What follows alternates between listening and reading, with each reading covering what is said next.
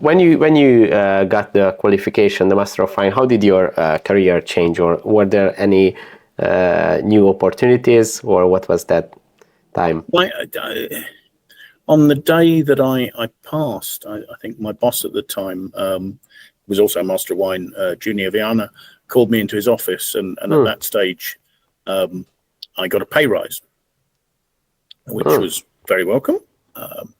And then a couple of days later, he called me into the office again, and I thought, I can't have done anything wrong in that period. And he said, no, well, actually, Martin, who the person I was reporting to, had just resigned, and would I like his job as the fine wine manager? So quite a lot changed in a very short space of time. How did it change, though? I'd been in a situation where, because it had taken me so long to pass, I'd actually been in the rather odd situation where I'd actually passed every part of the Master of Wine exam, but because I hadn't passed them in close enough in terms of years, some of them had lapsed, and I had to, for instance, I passed the dissertation the first year I sat, but by the time I'd passed the written exam, I had to redo a dissertation. So that was a very frustrating period, to be honest, because quite a number of my friends were Masters of Wine for several years before I passed. But wow, I can imagine that was a huge work. So how many years did it take for you? 17 in all. Wow. I like to think it's a victory of persistence over ignorance.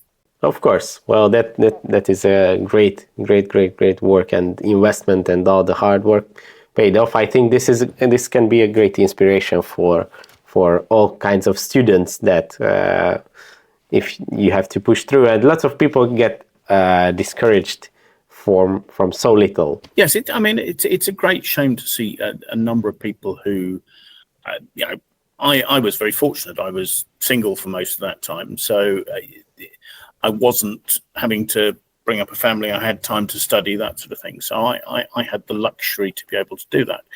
And as I say, in its way, it's fantastic actually being an MW student. You have lots of ability to meet wine producers and learn without necessarily the expectation of enormous knowledge or that sort of thing.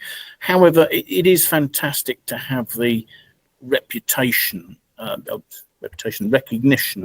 that you have an ability and an understanding at a high level of these things. And being in a situation where I had actually passed all of them, it was only when I actually got the qualification in the end that a lot of that was recognized by some of my peers. Of course. Well, that must have been a very interesting, very frustrating period when you know that you passed all the exams, but still, because of the time range, you have to do it again. I don't really, I can't honestly judge whether it's true or not, but when you pass, there's a fantastic evening in November at the Vintners Hall, which is a wonderful hall with its origins in medieval times, right in the heart of the city of London, and beautiful sort of painted ceiling and panel, and they have the silver out behind it. You all go up individually and collect your certificate. And my sister told me that because the family come along as well, and she said there was a particularly loud cheer when I got mine, which was much appreciated from my fellow MWs. But that could just be my sister's bias in that situation. But I can imagine that it could be. It must be true. Thanks for watching this video. You can watch the full podcast episode by clicking here, or watch another interesting video by clicking here.